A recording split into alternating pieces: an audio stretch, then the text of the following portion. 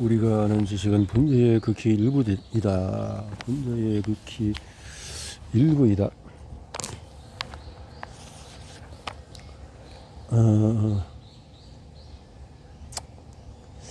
단백질의 역할을 미리 운명 지은 것이 아니라 그 역할들의 영향을 미칠 이런 것을 보여준다. 이런 원칙은 단백질뿐 아니라 다른 분자들도 보다 복잡한 분자 혼합물에도 적용이 된다. 예로서 거울이나 조개 같은 수생식물들은 단단한 껍데기로 자신을 보호한다. 이들은 껍데기를 만들기 위해서 주변의 물에서 에너지를 또 추출하고 에너지 물질은 또 물에 용해돼서 탄산 칼슘이다. 그러나 물에 녹아있는 에너지들을 또 사용하는데 또 한 가지 위험이 있다. 탄산 칼슘이 부족해진 물이 조개 껍데기에서 탄산 칼슘을 빼려면 껍데기가 녹아버린다. 껍데기는 계속 얇아지다가 결국에는 없어진다. 녹아서 죽는 것을 막기 위해서 일부 껍데기 생물들은 방사청으로 자신을 보호한다. 이런 방사청은 콘키올린이라는 물질로 만들어지는데 콘키올린은 이와 전혀 다른 위험에서도 이들을 보호하는 역할을 한다. 살아있는 굴껍질을 여는 것이 쉽지 않아서 구로 이천 적이 별로 없을 거라고 생각하기 쉽다. 그러나 굴껍질을 깨는 전문적인 기술을 가진 동물들이 있다.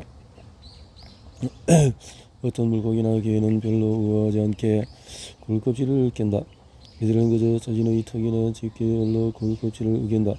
그러나 다른 동물들, 특히 달팽이는 영양분이 많은 그의 내장에 도달도까지 집요하게 껍질에 구멍을 뚫는다. 이런 공격에도 자신을 보호할 수 있는 껍데기 생물들이 있다. 이들이 선택한 보호물질 역시 콘키올린이다. 콘키올린은 방수가 될 뿐 아니라 물개이나 구멍 뚫기에도 버틸 수 있을 만큼 딱딱하다.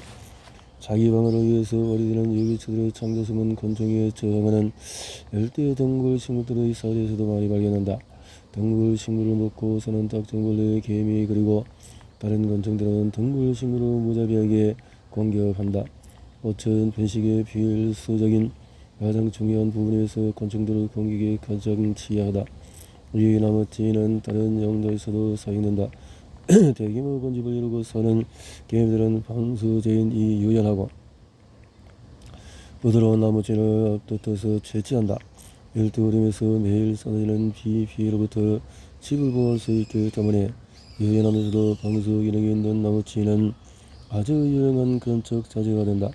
단백질, 콘키올린 그리고 나무진에는 복잡한 큰 분자들이 들어있다.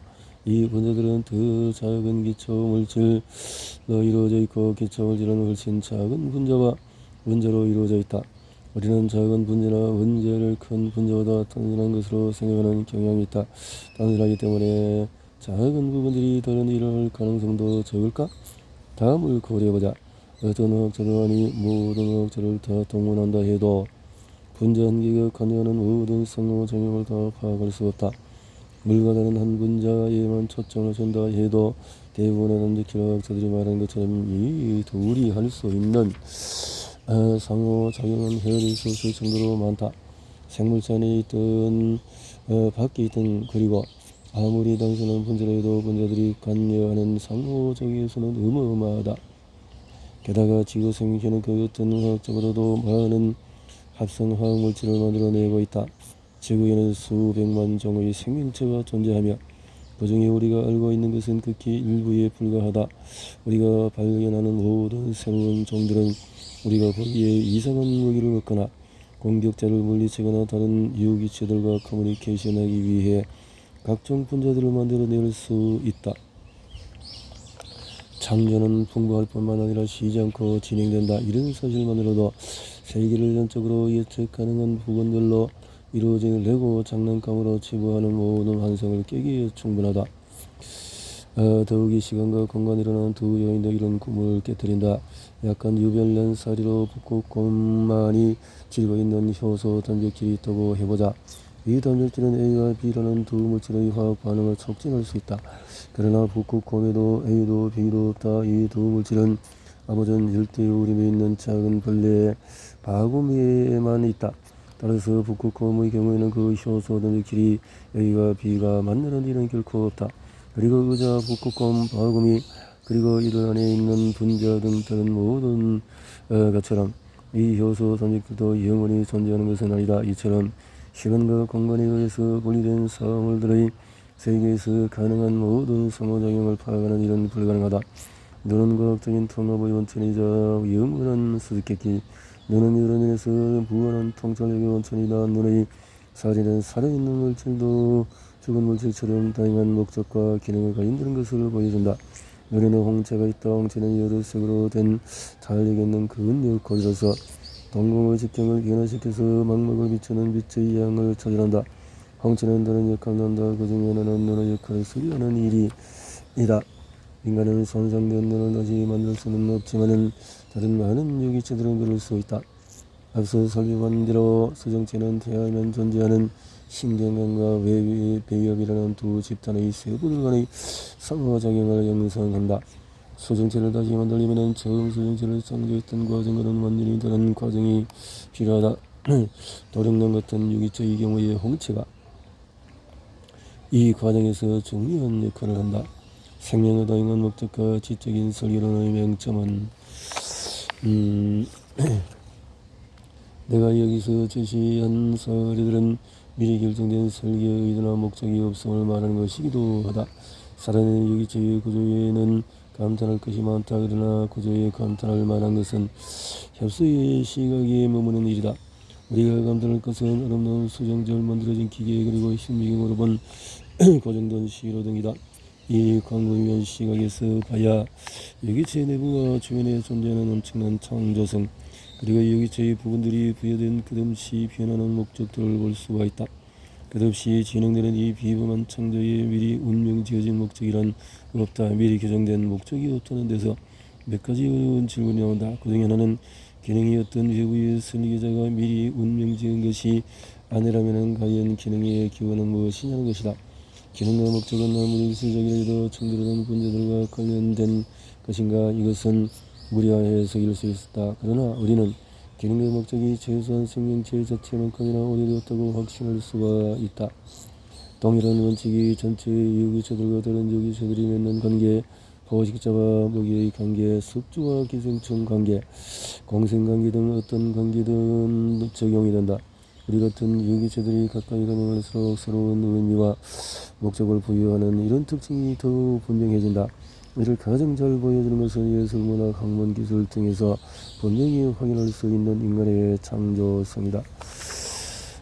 미리 운명 지어진 목적이 없다는 데서 나오는 두 번째 질문은 기능이 무엇이냐는 것이다. 유기체의 한 부분의 기능은 무엇이냐? 내가 지금까지 기능과 목적에 대해서 너선너선하게 말했다면 그것은 가장 일반적인 질문에 답할 수 없었기 때문이다. 이 질문에 대한 답을 유기체의 해당 부분이 생긴 이유와 그것이 지금까지 존재하는 이유에서 찾을 수 있다고 주장하는 사람도 있을 것이다. 그러나 이런 주장에는 한계가 있다. 이 한 부분이 유기체의 삶에서 담당하는 역할이 한계 이상이라면 이런 주장은 설득력이 없어진다. 그리고 그 부분의 역할이 시간이 가면서 게으른다면 이런 주장은 다시 한번 설득력을 잃게 된다. 기능을 정확하게 정의하려는 다른 모든 시도들도 저마다 길의 수건을 갖고 있다.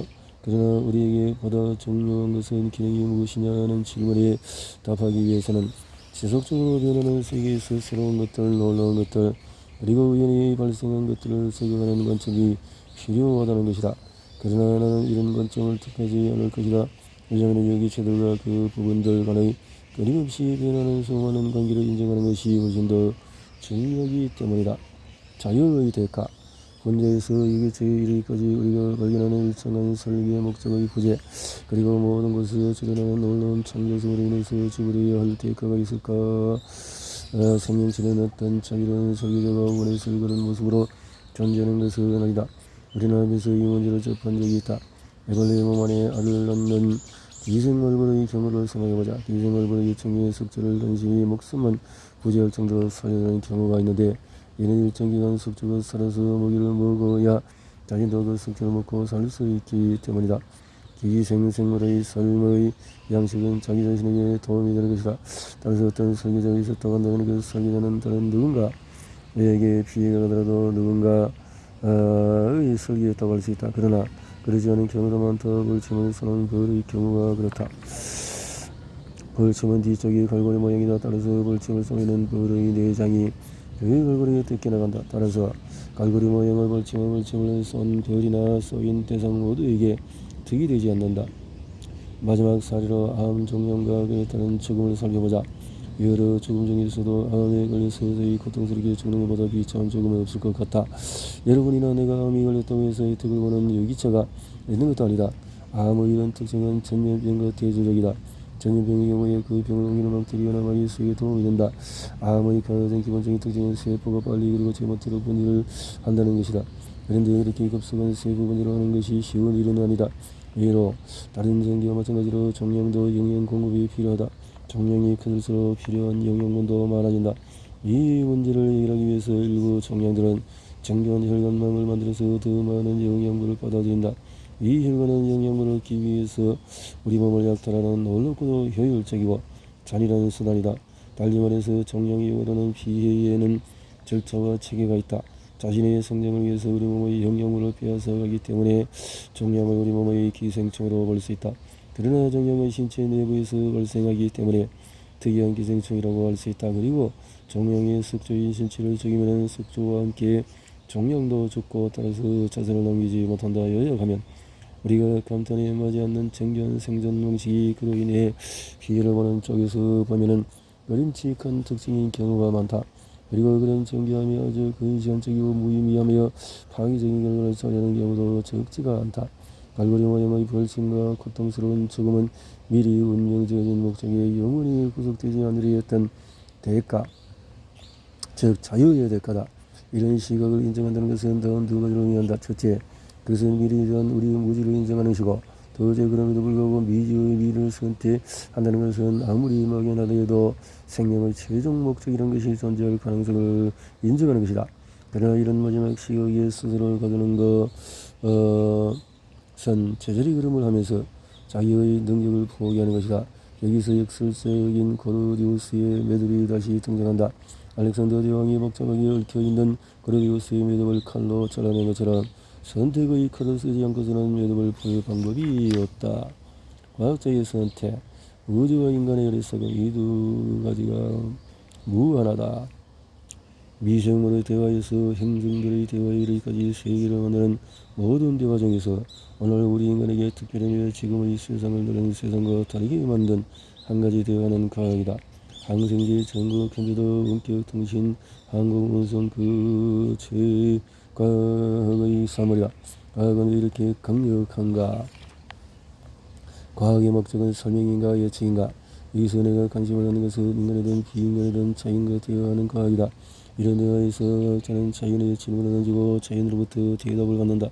이 대답들은 금절기와 충돌해서 자신의 존재를 드러내는 소립자, 창을 향해서 해결하기 일어나는 식물 과학의 종료성에 대해 사람들의 생각을 묻는 설문지 등이 있을 것이다.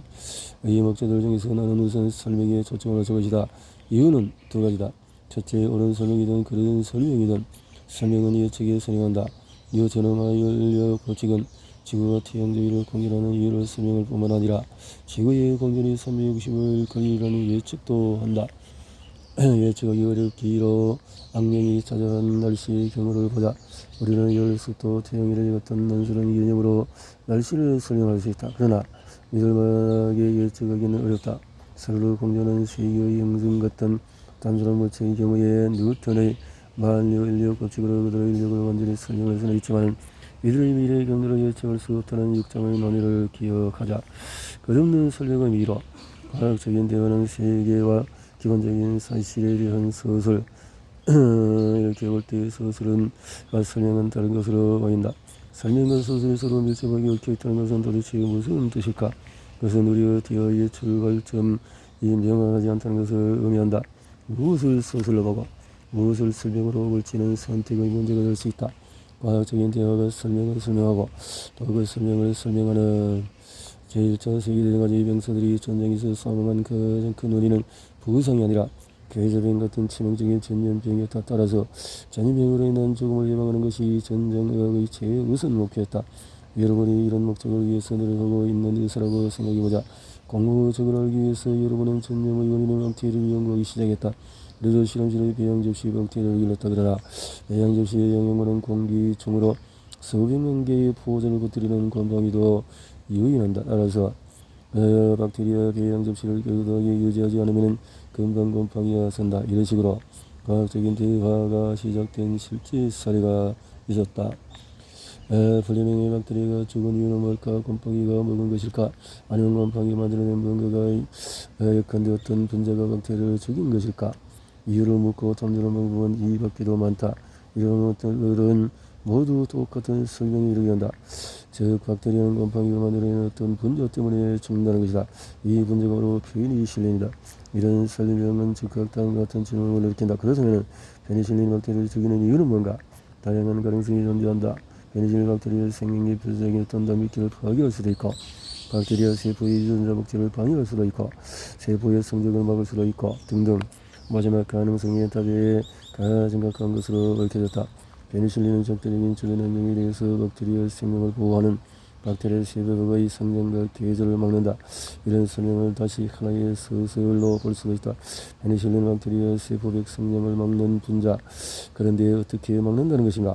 여기는 페니실린은 박테리아의 세포벽 성장을 막는 분자다라는 문장은 설명이 아니라 서술이고 그 이유를 밝히는 것이 설명이다. 박테리아 세포벽은 얽힌 국소가락을 닮은 긴 줄 모양의 분자들로 이루어져 있다.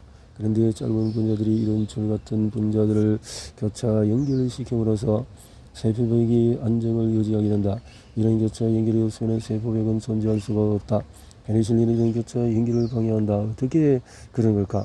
이에 대한 설명은 페니실린은 교차 연결에 필요한 화학 반응을 촉진하는 트립스 펩타이다제라는 효소 단백질의 기능을 방해한다. 그런데 페니실린이 어떻게 이 단백질의 기능을 방해하는 걸까? 이에 대한 설명에는 페니실린이 트립스 펩티다제 표면에 붙어서 교차 연결되어야 할 분자들이 거기에 붙는 것을 막는다. 이다. 이런 설명은 페니실린 노타리움이 박테리아를 죽이는 이유와 방법에 대한 방법으로 제시는 무수한 긴 설명 중에서 6단계에 불과하다. 각 단계마다 또 다른 의문이 나오고 그 대답에 또 다른 의문이 나오는 과정은 계속된다. 이런 내용을 종합해 볼 때 세포병은 박테리아 생존에 필수적이고 그런 세포벽을 형성하는 분자들은 트립스 펩티다제가 촉진하는 화학 반응에 의해 교차 연결되며 페니실륨, 노타디움, 트랜스 펩티다제와 결합하는 분자를 만들어내고 등과 같은 각 단계의 설명 역시 하나의 정교한 서술로 볼 수 있다. 반대로 대부분의 서술을 설명으로 볼 수도 있다. 서술은 설명의 다른 면이다. 어떤 서술 설명으로 설립하도 항상 그렇다는 것을 발견하게 될 것이다. 고문 등으로다 이 큰 톱니날을 가졌다. 이 표면은 차갑다와 같은 서술은 그 예외처럼 보인다. 예로서 페니실륨 곰팡이는 노란색이다라는 색깔에 대한 간단한 서술을 설명하자. 이런 서술을 한 플레밍이 선명한 붉은색 물체에 바로 옆에 있는 페니실륨 곰팡이를 봤다면 그 곰팡이는 검은색으로 보였을 것이고 검은색을 배경으로 봤다면 하얀색으로 보였을 것이다. 만약에 그가 빛의 성질에 관심이 있었다면 프리즘을 통해서 나오는 노란색은 무시였을 것이다. 프리즘은 하얀 빛을 서로 파장이 넓은 무지개 빛으로 나눌 뿐만 아니라 어떤 색의 빛이라도 여러 파장으로 된 빛으로 나누기 때문이다. 프리즘은 일부 노란색 곰팡이 배양액에서 나온 빛을 하나의 푸른색과 하나의 빨간빛 광선으로 나눌 수 있고 다른 배양액에서 나온 빛은 파란색, 녹색, 빨간색이 혼합된 빛으로 나눌 수 있다. 우리가 빛을 노란색으로 인식하는 이유는 우리의 눈과 뇌가 그렇게 해석한 것이다.